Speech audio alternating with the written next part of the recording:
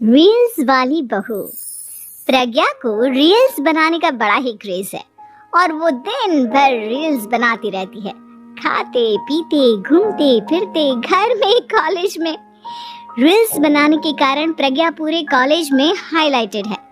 जहां उसके रील्स सभी को पसंद आते हैं, वहीं मनीषा चिंता में डूबी रहती है। एक रोज जब खाते हुए प्रज्ञा रील्स बना रही होती है, तब मनीषा कहती है, एक मिनट भी चैन नहीं है इस लड़की को। ये नहीं कि खाना तो आराम से खा ले, लेकिन नहीं, अरे थोड़ी देर रील्स नहीं बनाओगी तो आसमान नहीं टूट पड़ेगा। अरे मम्मी, इसी को तो कहते हैं डिटर्मिनेशन। तुम नहीं समझोगी ये सब। भगवान, इस लड़की को सद्बुद्धि दे। जब देखो तब टेढ़ा बाका मुंह बनाती रहती है। मनीषा की बात का प्रज्ञा पर जरा और वो खाते खाते रील्स बनाती रहती है। दिन बीतने लगते हैं और देखते देखते प्रज्ञा का कॉलेज भी खत्म हो जाता है। आए दिन कोई ना कोई मनीषा को प्रज्ञा की शादी करवाने का सुझाव दे जाता है। सब ठीक ही कहते हैं, प्रज्ञा की शादी कर देनी चाहिए। अपने घर के काम काज में व्यस्त हो जाएगी तो खुद ही ये रील्स और नाच गाना बंद हो जाएगा। मनीषा और प्रेम प्रज्ञा के लिए एक अच्छा लड़का ढूंढने लगते हैं और तभी विकी का रिश्ता प्रज्ञा के लिए आता है, जिसने प्रज्ञा को उसकी रील्स देखकर पसंद कर लिया था। अगले दिन विकी अपने माता पिता के साथ प्रज्ञा के घर पहुंच जाता है और प्रज्ञा साड़ी पहने हाथों में चाय की ट्रे लिए उनके सामने आती है। जब विकी को पसंद है तो हमें भी बहू पसंद है। बहन जी, आप बारात की तैयारी कीजिए। एक बार लड़का लड़की अकेले में बात कर ले तो अच्छा रहेगा। हाँ हाँ, क्यों नहीं। मनीषा विकी को प्रज्ञा के कमरे में भेजती है, जहाँ प्रज्ञा होती है। तभी विकी कहता है, आ गए आपके साजन जी। हमारे साथ ये रील्स कंप्लीट करती तो और भी अच्छा रहता। अच्छा जी, अब आ ही गए हैं तो बना ही लेती हूँ आपके साथ।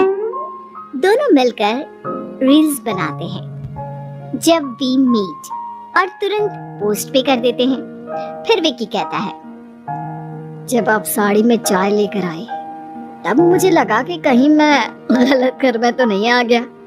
अब सही है। दोनों की शादी पक्की हो जाती है और शादी के दिन भी प्रज्ञा रील्स बनाने से चूकती नहीं। यहाँ तक कि बारात के समय भी नाचते हुए रील्स बनाती है। सभी लोग प्रज्ञा की तारीफ के फूल बांध देते हैं और प्रज्ञा नाचती गाती अपने ससुराल चली जाती है। सब कुछ अच्छा चल रहा होता है। प्रज्ञा यहाँ भी दिन भर हर चीज की रील्स बनाती रहती है। लेकिन कुछ दिनों के बाद जब सुनीता कहती है, बहू, ये रील्स के साथ साथ कुछ काम भी कर लिया करो। वैसे तुझे और क्या क्या बनाना आता है? मम्मी जी, वैसे तो सब कहते हैं कि मैं सब कुछ अच्छा बनाती हूँ, लेकिन मुझे लगता है कि मैं मैगी अच्छा बना लेती हूँ। हाँ, कॉफी भी अच्छा बना लेती हूँ और मुंह तो सबसे अच्छा बना लेती हूँ।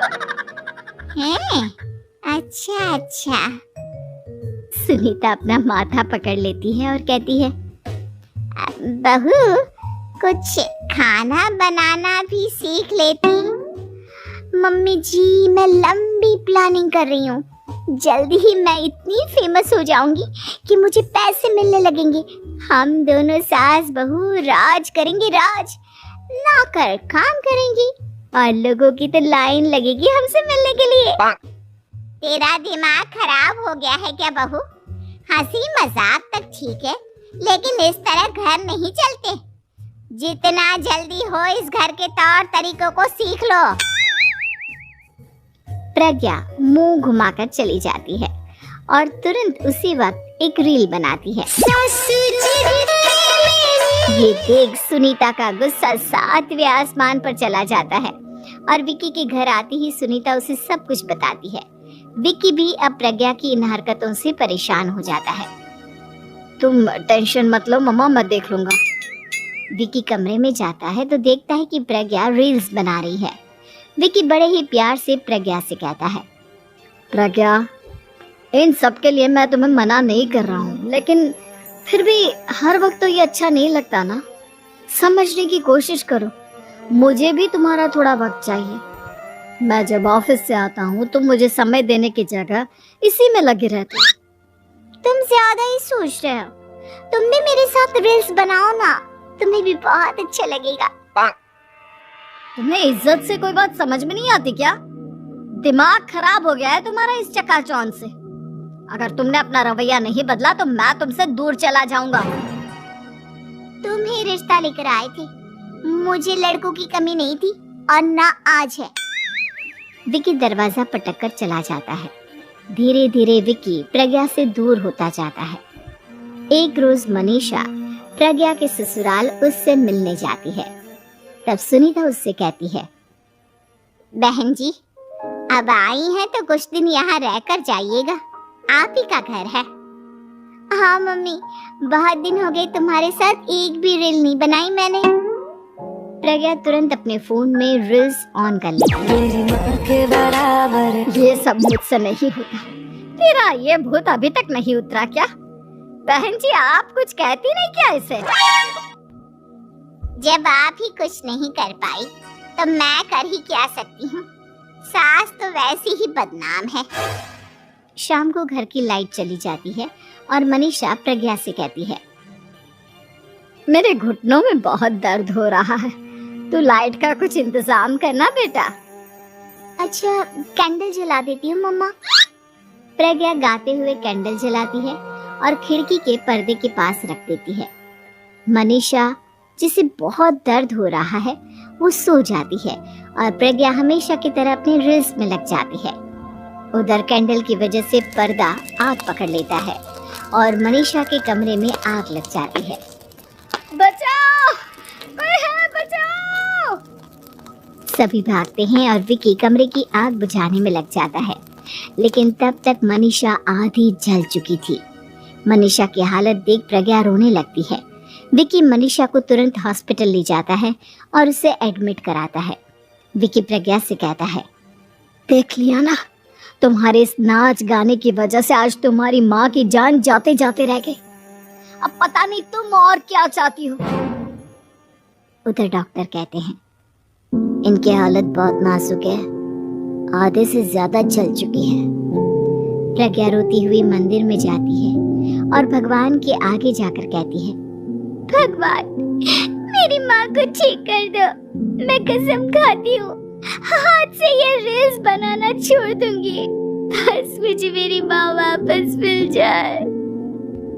2 दिन बीत जाते हैं और मनीषा खतरे से बाहर आ जाती है। पेशेंट अब ठीक है, आप लोग उनसे मिल सकते हो। सब कोई मनीषा से मिलता है और प्रज्ञा सबके सामने अपना फोन तोड़ देती है। मुझे माफ कर दो मम्मा, मैंने तुम लोगों की बातों को नजरअंदाज किया। बेटा, कोई भी चीज जरूरत से ज्यादा खराब है। मैंने तुम्हें रील्स बनाने से कभी मना नहीं किया, लेकिन हर वक्त एक ही चीज तो सही नहीं है। मैं समझ गई हूँ मम्मा, आई एम सॉरी। प्रज्ञा उस दिन से रील्स बनाना छोड़ देती है और पूरी तरह से अपने